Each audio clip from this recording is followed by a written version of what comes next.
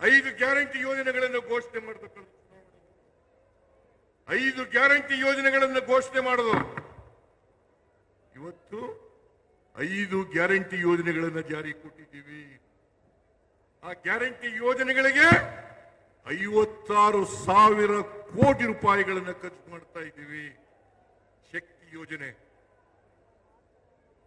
ಅನ್ನಭಾಗ್ಯ, ಗೃಹಲಕ್ಷ್ಮಿ, ಗೃಹ ಜ್ಯೋತಿ, ಯುವ ನಿಧಿ,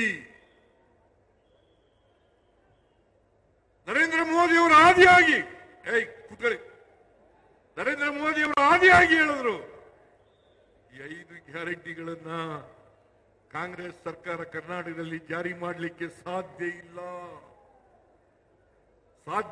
ಇದನ್ನು ಜಾರಿ ಮಾಡಿದ್ರೆ ಒಕ್ಕಸ ಖಾಲಿ ಆಗ್ಬಿಡ್ತದೆ, ಅಭಿವೃದ್ಧಿ ಕೆಲಸಗಳಿಗೆ ದುಡ್ಡಿಲ್ಲ.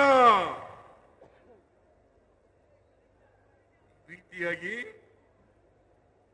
ಅವಿರೋಧ ಅವರು ಎಲ್ಲ ಗ್ಯಾರಂಟಿ ಯೋಜನೆಗಳನ್ನು ವಿರೋಧ ಮಾಡಿದ್ರು. ಅವರು ನೇರವಾಗಿ ಗ್ಯಾರಂಟಿ ಯೋಜನೆಗಳನ್ನ ವಿರೋಧ ಮಾಡಿದ್ರೆ ಹೊರತು ಅವರು ಆಕ್ಚುಲಿ ಬಡವರ ವಿರೋಧಿಗಳು. ಗ್ಯಾರಂಟಿ ಯೋಜನೆಗಳನ್ನು ವಿರೋಧ ಮಾಡೋದು ಅಂತಂದ್ರೆ ಬಡವರಿಗೆ ವಿರೋಧ ಮಾಡೋದು, ಬಡವರಿಗೆ ಕೊಡ್ತಕ್ಕಂಥ ಕಾರ್ಯಕ್ರಮಗಳನ್ನ ವಿರೋಧ ಮಾಡೋದು. ಈಗ ಇನ್ನೊಂದು ವರ್ಷ ಶುರು ಮಾಡಿದ್ದಾರೆ. ನಮಗೆ ಸರಿಯಾಗಿ ದುಡ್ಡು ಕೊಡ್ತಾ ಇಲ್ಲ, ನಮ್ಮ ತೆರಿಗೆ ಹಂಚಿಕೆಯಲ್ಲಿ ಸರಿಯಾದ ನ್ಯಾಯಯುತವಾಗಿ ನಮಗೆ ಸೇರಬೇಕಾದಂತ ಪಾಲನ್ನ ಕೊಡ್ತಾ ಇಲ್ಲ.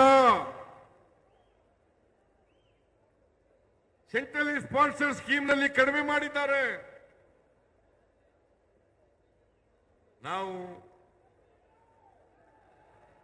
ನಾವು ಒಂದು ತಿಂಗಳಿಗೆ 4.5 ಲಕ್ಷ ಕೋಟಿ ತೆರಿಗೆಯನ್ನು ಕೊಡ್ತಾ ಇದ್ದೀವಿ ಕೇಂದ್ರಕ್ಕೆ. 4.5 ಲಕ್ಷ ಕೋಟಿ. ನಮಗೆ ಬರ್ತಕ್ಕಂಥದ್ದು ಸುಮಾರು 60,000 ಕೋಟಿ. 1 ರೂಪಾಯಿ ತೆರಿಗೆ ಕೊಟ್ರೆ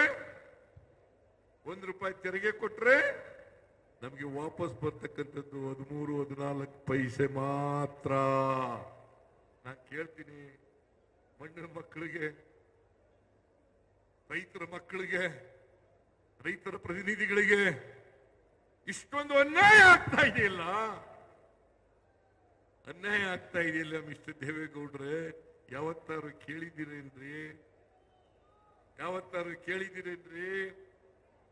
ಕುಮಾರಸ್ವಾಮಿ ಮಂತ್ರಿ ಆಗಿದ್ದೀಯಲ್ಲಪ್ಪ, ಯಾವತ್ತಾರು ಕೇಳಿದ್ದೀಯ? ಹೇಳಿಲ್ಲ.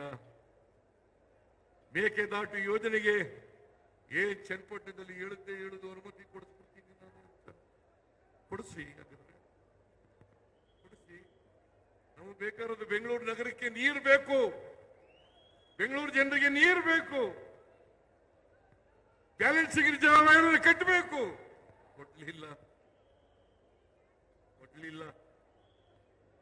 ಆಮೇಲೆ ಮಹದಾಯಿ ಯೋಜನೆಗೆ ಎನ್ವೈರನ್ಮೆಂಟಲ್ ಕ್ಲಿಯರೆನ್ಸ್ ಬೇಕು.